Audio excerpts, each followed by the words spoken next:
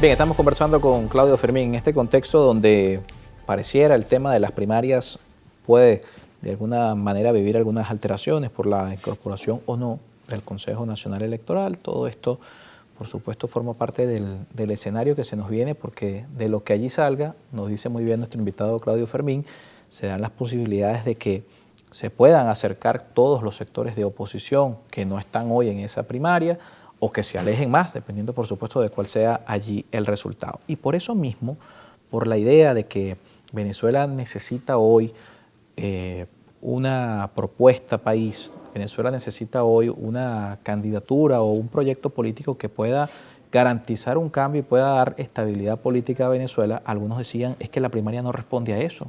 La primaria no es un escenario ideal para el problema que hoy tiene Venezuela, porque la primaria se reduce a un tema de nombres, a un tema de maquinarias, a un tema de estructuras y no a un tema programático. No hemos visto, o por lo menos no ha sido el centro del debate hoy en el tema de las primarias, que cuál es la propuesta a Venezuela o cómo se va a solventar los problemas que hoy están atravesando los venezolanos. Mire, yo tengo un balance positivo de esta experiencia de las primarias. Y estoy hablando desde afuera. Desde afuera no solo porque no forme parte de eso la organización en la que estoy, Soluciones para Venezuela, ni forme parte yo, sino desde afuera porque siempre le he tenido cierta aprehensión a algunas prédicas de algunos de sus voceros. Pero yo tengo ahora que ya tienen año y medio en eso, Carlos, y yo creo que ha sido una experiencia cívica positiva en un país como el nuestro, que venimos de tantas manifestaciones de canibalismo político, que venimos de tantas experiencias que dolorosamente han sido exitosas para sus promotores, de guerra sucia, de descalificación, de laboratorios contra los adversarios, donde venimos de tanto desentendimiento que 10, 12, 13 dirigentes, 8, 9, 15 partidos se hayan puesto de acuerdo para asumir algunos códigos comunes y que lo hayan hecho de manera pública, yo le concedo una gran importancia. Y que el eje, que el común denominador de ese planteamiento de entendimiento haya sido la consulta a los ciudadanos, me parece que habla muy bien. Y que hayan tenido además el coraje, la valentía de abandonar el abstencionismo, ya lo habían abandonado antes en las recientes elecciones. Es decir, yo creo que son elementos que hay que valorar.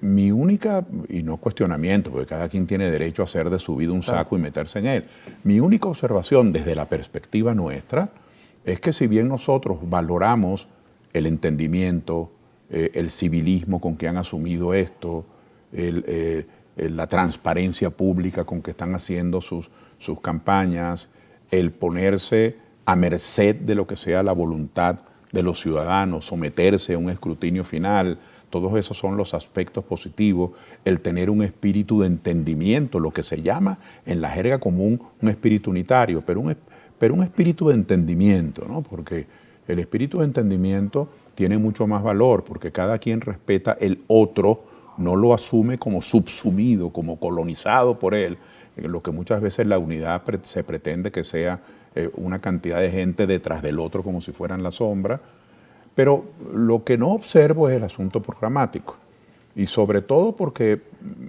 todos ellos, iba a decir la mayoría, pero creo que todos ellos vienen de apoyar el interinato de Guaidó. Ahora la mayoría de ellos se dejaron de eso, pero lo han hecho discretamente, se han querido ir por el hombrillo, es decir, han dejado el tema como si nunca hubiese existido. No hay un juicio histórico sobre esos 5 años de paralelismo, sobre ese golpe de Estado, sobre ese acto de usurpación que fue hacerle creer al país que existía un gobierno paralelo, un gobierno interino, hacerle creer al país todavía que hay una Asamblea Nacional que fue electa en el 2015, que está todavía en ejercicio, cuando el mandato que los ciudadanos dimos a esa Asamblea del 2015 fue por 5 años, no fue un mandato perpetuo. Es decir, hay un tema que no ha sido aclarado. Muchos de ellos han reclamado bloqueos contra Venezuela, que las sanciones no son suficientes. bueno, eso es algo que nosotros deploramos y protestamos. Es decir, muchos de ellos asumieron que colide con el espíritu de las primarias, asumieron una estrategia de agravamiento de la crisis. Nosotros creemos que las crisis económicas, sobre todo esta terrible, que es la peor que ha vivido el país en su historia, esta crisis es para enfrentarla, es para resolverla, es para tratar de enderezarla. Pues allí hubo una estrategia por parte de muchos actores que hoy están participando en esas primarias de agravamiento de la crisis, de lo que forma parte el bloqueo y las sanciones. De tal manera que esa es nuestra observación, no es una observación, vamos a decir, maluca, de mala fe, sino que es una observación política. Valoramos el método, valoramos el procedimiento, aplaudimos el nivel con que se ha celebrado, con muchos esfuerzos y tropiezos, me imagino. Uno solamente lee las cosas públicas, pero me imagino que han hecho un gran esfuerzo para mantenerse en el entendimiento, pero no vemos las aclaratorias sobre estos temas. Claro, es de suponer que después del 22 de octubre, ya que no lo asumieron antes, estos líderes comenzarán a referirse a estos temas en concreto, ¿no?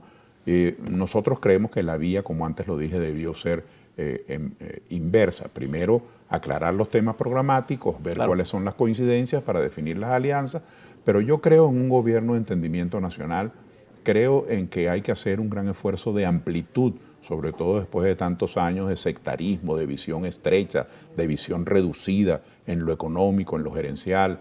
Hay que hacer el cambio solicitado por todo el país. Y creo que así como debería haber un debate temático pronto, yo no observo tampoco de parte del oficialismo dónde están sus planteamientos de cambio, o es que el planteamiento es simplemente seguir viviendo de los frutos del extremismo. Decir que este polo extremo que fomentó un crimen como el bloqueo, que fomentó el gobierno interino que hizo daño, en lo cual tienen razón, ambas cosas han hecho mucho daño. Entonces, para impedir que este polo extremo que fomentó el interinato y que ha fomentado el bloqueo y que ha fomentado el tutelaje, para impedir que sigan, debemos seguir nosotros, diría, por ejemplo, el gobierno. Bueno, pero ¿cuál cambio proponen? Porque deberían proponer algún tipo de cambio, o es que están conformes en la manera como han administrado el país durante estos 25 años. Entonces, es esa laguna que es la que ha llamado la atención. Han copado completamente la atmósfera comunicacional. Una de las consecuencias del extremismo, de la polarización extrema, es que no deja espacio para ningún otro tema, sino para el careo entre los dos extremos. Entonces, ¿dónde y el que quede en el medio es colaboracionista o le hace juego al gobierno. Cuando lo toman en cuenta, como algunos nos toman en cuenta, es para decirle colaboracionista, vendido, que es un tal, que es un cual. Digamos que es una distinción, es una excepción, porque lo cierto es que el resto del país, y no me estoy refiriendo solo al mundo político, me refiero a los planteamientos empresariales, a los planteamientos del mundo científico y académico, me refiero a los planteamientos comunitarios, a los planteamientos del mundo sindical. Los sindicatos han tenido han hecho un esfuerzo muy grande en estos últimos 15, 20 años por hacer planteamientos interesantes y son completamente invisibilizados.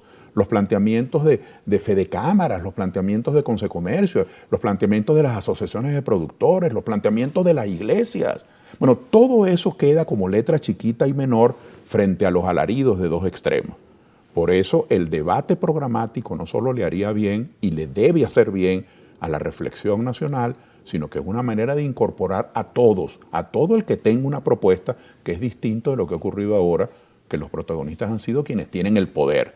Es decir, los de Story y Trump y el Departamento de Estado, los del gobierno y el poder.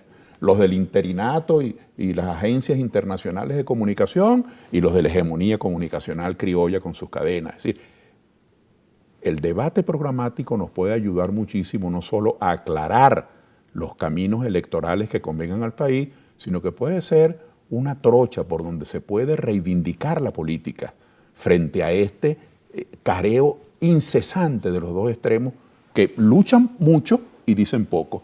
Luchan siempre y poco plantean y poco proponen de cambio real para Venezuela. Nos toca hacer una pausa. Regreso la última parte de nuestro espacio. En ese sentido, ¿qué importancia tiene el relevo, la generación de relevo?